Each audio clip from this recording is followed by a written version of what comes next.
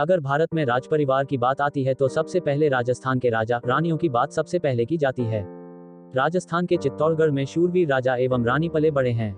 यहाँ के बड़े बड़े महल यहाँ के केवल राजाओं की बात नहीं बल्कि यहाँ की रानियों के भी बात किया करता है। चित्तौड़गढ़ की रानी पद्मावती पद्मिनी का नाम आज पूरा विश्व जानता है। रानी पद्मावती पद्मिनी के जीवन से हमें बहुत कुछ सीखने को मिलता है। रानी पद्मावती का जीवन हमें बलिदान, त्याग, वीरता सिखाती है।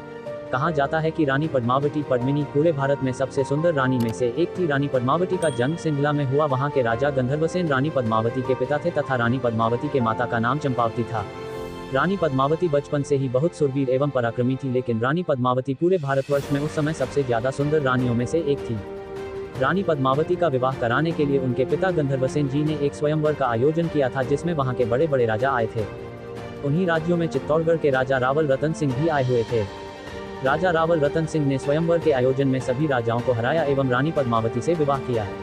राजा रावल रतन सिंह चित्तौड़गढ़ के राजा थे। उन्होंने 12वीं एवं 13वीं शताब्दी में चित्तौड़गढ़ पर राज किया था। राजा रावल रतन सिंह सिसोदिया राजवंश के वंशज माने जाते हैं। राजा रावल रतन सिंह अपनी पत्नी पद्मावती से अत्यधिक प्रेम किया करते थे।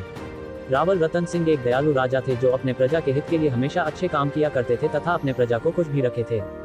रावल रतन सिंह जी को कला से अत्यधिक प्रेम था, इसलिए उन्होंने अपने राज्य में देश के बड़े बड़े कलाकार जैसे प्रसिद्ध संगीतकार, प्रसिद्ध चित्रकार, राजनर्तकी इत्यादि को अपने महल में सम्मान पूर्वक रखकर उनके कला का प्रदर्शन पूरी जनता को दिखाया करते हैं।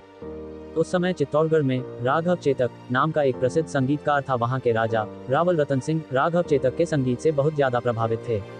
लेकिन ताज्जुब की बात यह थी कि राघव चेतक संगीतकार के भेष में एक तांत्रिक था जिसे काला जादू आता था। राघव चेतक अपने काला जादू एवं तांत्रिक क्रिया से वहां के राजा रावल रतन सिंह को मारने की कोशिश भी की थी, जिसमें राघव चेतक पकड़ा गया और राजा रावल को रतन सिंह ने घोर दंड दिया और उन्हें देश से निकलने का आदेश दिया। राघव चेतक प्रतिशोध की आग में जलने लगे और राजा रावल रतन के खून के प्यासे हो गए। राघव चेतक ने अलाउद्दीन खिलजी, जो उस काल के बहुत प्रभावशाली एवं कुटीर राजाओं में से एक माने जाते हैं, उनसे जाकर हाथ मिला लिया। अलाउद्दीन खिलजी दिल्ली के राजा थे। अलाउद्दीन खिलजी हमेशा पास के जंगल में शिकार करने के लिए जाया करते थे। ये बात राघव चेतक को पता थी। एक दिन राघव चेतक की मुलाकात अलाउद्दीन खिलजी से हुई। दरअसल बात यह थी कि राघव जानबूझकर जब भी अलाउद्दीन खिलजी जंगल में आया करते थे, उस समय मधुर संगीत एवं बांसुरी बजाकर अपना ध्यान खींचा करते थे। कुछ समय तक अलाउद्दीन खिलजी ने इस बात को अनसुना किया एवं उसकी ध्वनि को ध्यान भी नहीं दिया।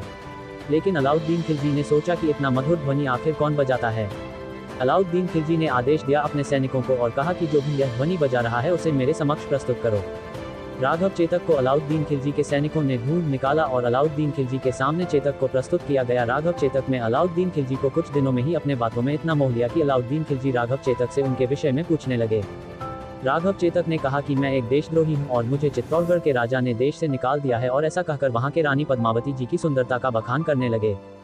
अलाउद्दीन खिलजी राघव चेतक के बातों में इतना मदहोश हो गए कि उन्होंने पद्मावती का सुंदर मुख देखने की तमन्ना जागृत होने लगी।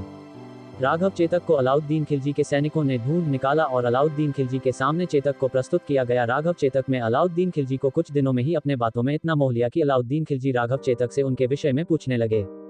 राघव चेतक ने कहा कि मैं एक देशद्रोही हूं और मुझे चित्तौड़गढ़ के राजा ने देश से निकाल दिया है, और ऐसा कहकर वहां के रानी पद्मावती जी की सुंदरता का बखान करने लगे। अलाउद्दीन खिलजी राघव चेतक के बातों में इतना मदहोश हो गए कि उन्होंने पद्मावती का सुंदर मुख देखने की तमन्ना जागृत होने लगी।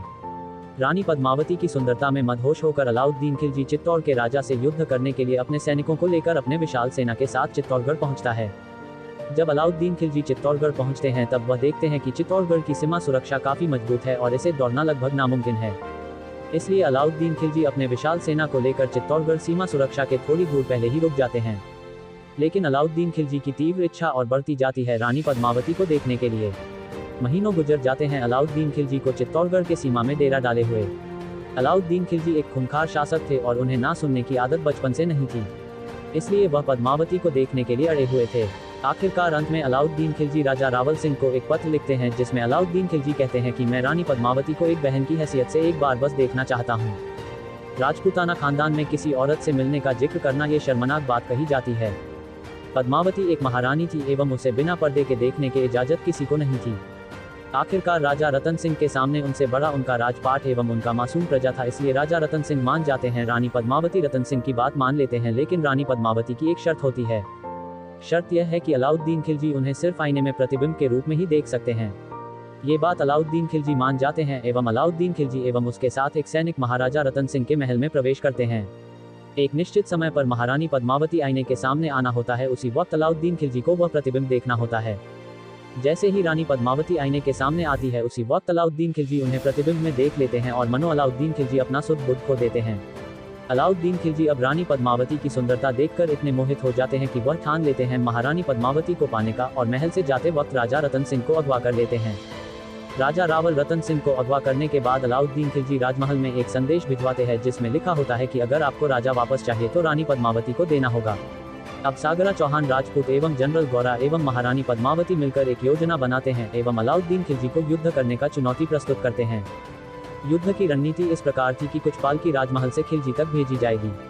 वह पालकी में महारानी एवं दासियां नहीं होगी, बल्कि वह पालकी में राजमहल के जानबाज सेना होंगे। अलाउद्दीन खिलजी की सेना के पास पहुंचते ही वह पालकी से पूरी सेना अलाउद्दीन खिलजी के सेना को काफी हद तक मार दे देती है एवं उस युद्ध में जनरल गौरा शहीद हो जाते हैं और एक घोड़े की मदद से राजा रावल रतन सिंह अपने महल में पुनः पहुंच जाते हैं। रतन सिंह के वापस जाने से अलाउद्दीन खिलजी अपने आप को बहुत ज्यादा अपमानित महसूस करने लगते हैं और क्रोध में आकर अलाउद्दीन खिलजी की विशाल सेना चित्तौड़गढ़ के पूरे सीमा को घेर लेती है। धीरे धीरे कुछ वक्त के बाद चित्तौड़गढ़ में राशन एवं खाने पीने के लाले पड़ने लगते हैं। अब राजा रावल रतन सिंह के पास और कोई दूसरा रास्ता नहीं बचता। अंत में वह चित्तौड़गढ़ का रास्ता खोल देते हैं, जिससे अलाउद्दीन की सेना चित्तौड़गढ़ में घुसने लगती है। रानी पद्मावती समझ जाती है कि अलाउद्दीन के विशाल सेना के साथ हमारी सेना नहीं लड़ पाएगी और मुझे अलाउद्दीन खिलजी के साथ जाना पड़ सकता है। इसलिए रानी पद्मावती एवं वहां की सारी औरतें जौहर कर लेती है। जौहर का मतलब आग में कूदकर आत्महत्या करना होता है।